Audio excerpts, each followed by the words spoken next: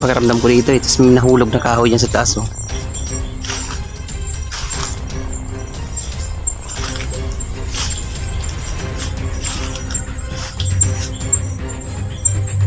Napakahiwaga ng manggang to, napakalaki. Laki talaga mga koragon, laki ng katawan niya.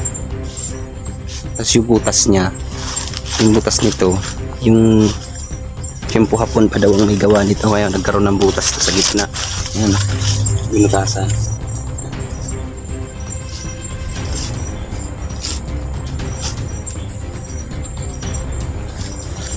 Kwento ni tatay, dati raw kasi dito yung bahay nila sa malapit sa manggang to. At pagdating ng alas 6 ng gabi, yun na yun, may naririnig daw na parang naguhugas ng plato, parang mga naglalarong bata.